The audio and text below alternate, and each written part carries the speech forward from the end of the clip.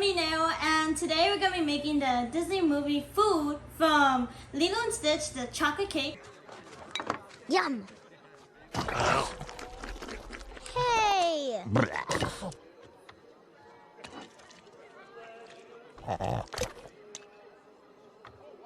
Ew! So let's go! Alright, the first thing you want to do is get our chocolate and our butter, and we're gonna add a little bit of coffee because in one of the scenes, Stitch drinks a little bit of coffee. I filled it with coffee. So that's very exciting. So let's go!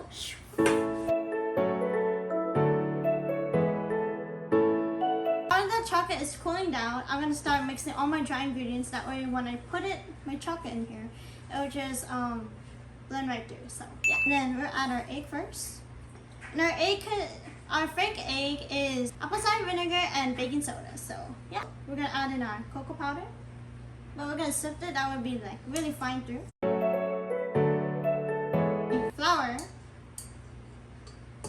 and then just sift it. You can also use your spatula over here, so it can be faster. And then that way you can get out all the rough parts of the flour mixture. Now let's add in our sugar over here, guys. As you can see, it just goes right through because it's sugar. It's really fine already. Now we want to add in our baking powder over here. Okay. And then let's give this a quick whip. Then after this is all whipped, we're gonna add in our chocolate over there. So yeah, our coffee chocolate. Make it a little high. Oh! You guys didn't see that. There you go. Go. Let's go check out our chocolate over there and see what's cool. So we can add it right in here. So let's go. Oh, it's cool enough, guys. So what we're gonna do is add our chocolate in slowly. That way it can blend right through. What you want to do is add your olive oil over here. I mean, not olive oil, vegetable oil. That way it can blend right in through. Now what you want to do, since it's not grabbing all of it, you want to scrape down the sides and then continue adding in your vegetable oil in here. So yeah. Let's start adding in our almond milk over here. Then again, you want to add it in really slowly because you want to make sure that it's fully incorporated. It smells really coffee and really chocolatey, guys, so let's keep on going. And then the very last ingredient you want to add is your vanilla. That way you can have that little bit of flavor in there. And then I forgot to tell you guys that the mixture that I have in here, the chocolate, it has salt in it, so I don't have to put salt in it. But if you want to have it like separated, like you don't want sea salt in your chocolate, then you can just have it separate. I just wanted it to be together so it can be all in one thing, so yeah. Once your batter is fully incorporated, your batter should look like this. We're gonna start putting this in our cake pan over here, and what I'm using for my cake pan, I'm gonna be using a 6-inch pan. So what I'm gonna do with my parchment paper is cut a circle so it can fit the bottom of this pan. That way when I take it out, it won't be as hard to take out when it's fully cooked. So yeah. Alright guys, as you can see, it's not a perfect circle, but we're just gonna put on the very bottom. It should fit just right, just like that. Now if you have leftover parchment paper, you can either throw it away or you can use it as your turntable for when you're frosting your cake. So yeah. And then before you put your your cake in the oven, you want to spray it down. It should look just like that. And put our cake right in here. So let's go.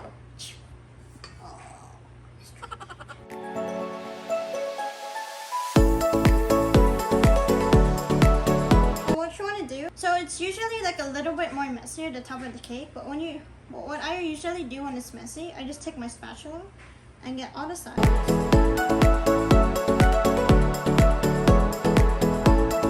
That way it can look really nice, guys. Just like that. As you can see. So I'm going to put this in the oven for about at 350 degrees and heat it for about 45 minutes or so, depending on your oven as well. So yeah, so let's go put it in the oven then. Start doing our frosting right here. What you're going to need is some powdered sugar, some evaporated milk. You usually use heavy cream, but I didn't have any more, so this is another substitute. And last thing you're gonna need, my voice is cracked. The last thing you're gonna need is vanilla. So yeah. So let's start putting it in here.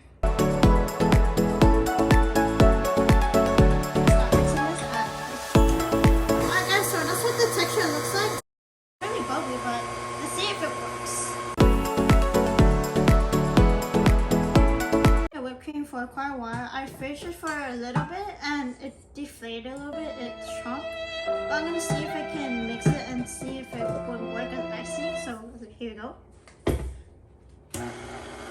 So unfortunately, it doesn't work because if you really watch the inside of it, it's really watery inside.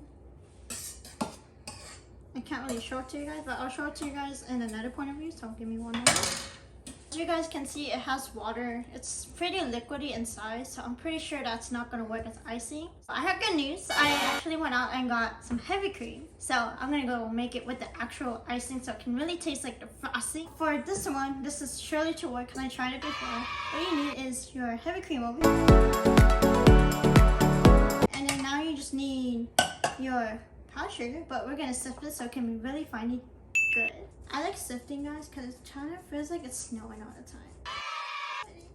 Grab your vanilla, it's the very last item, so it has that little flavor in it. And let's mix that all up.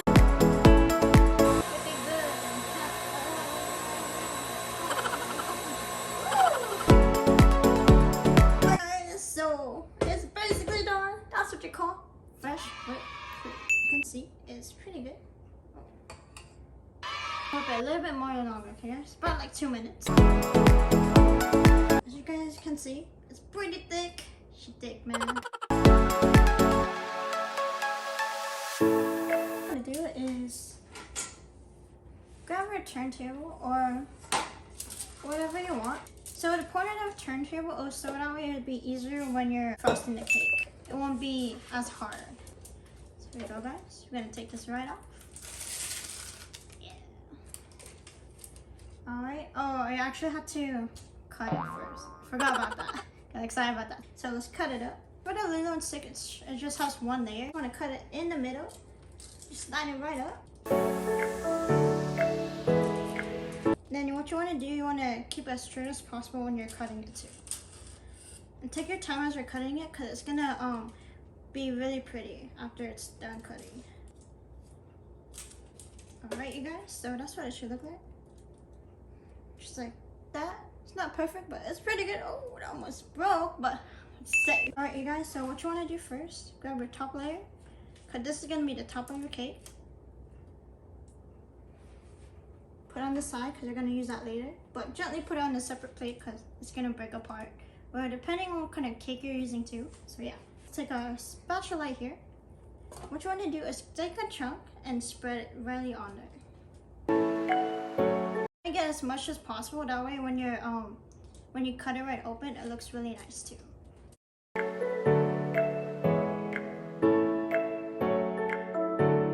think that's pretty much good. So we're gonna add the top layer.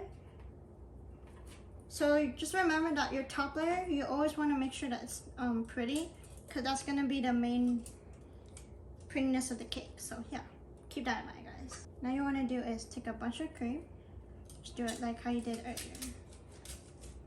But you don't have to make it nice because we're going to make it nice earlier. I mean, we're going to make it nice later.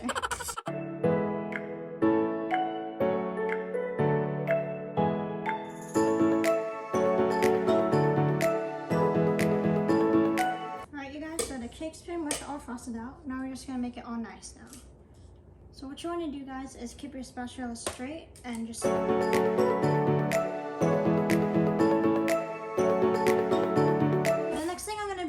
is piping the little circles on the cake. That way it looks really nice. So let's do that. For your piping, you want to make sure that you get this kind of pipe.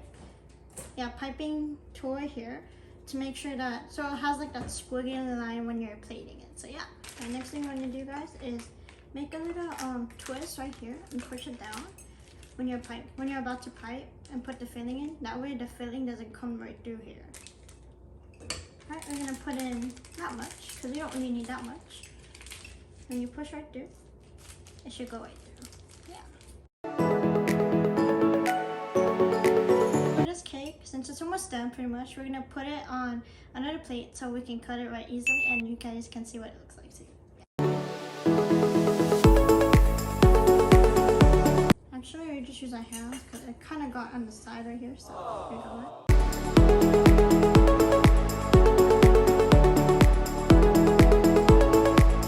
Alright guys, so that is our cherries right there. So let's cut it. If you have leftover cherries, you guys don't have to worry about it because you guys can just eat it right up afterwards. So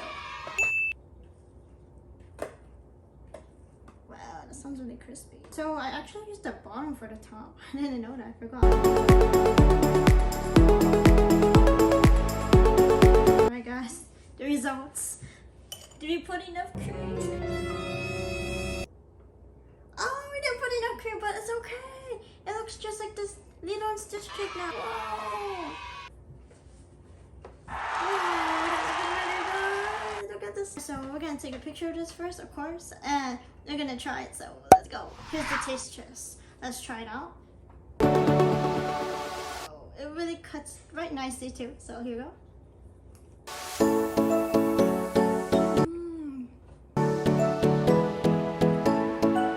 This cake right here, guys, it tastes like a coffee chocolate chip fudge cake, which is pretty weird, but it tastes really good. Like, it's not too sweet. You can taste the coffee, you can taste the chocolate. Let's try it with cherry now.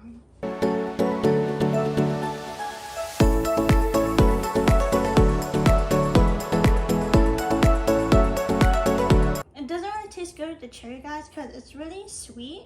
But it tastes really amazing, guys. This is really good, guys, because I put coffee, I put chocolate, I put whipped cream on it. It's not too bad too because it's not too sweet and it's not too much cream inside. So, but if you want more cream, you guys can. Be sure to make this Lilo and Stitch chocolate cake whenever you guys can because it's really good, guys. So the next video, make sure to hit that like button and be sure to hit that subscribe button as well. So until the next video, next recipe, next cooking. So let's go.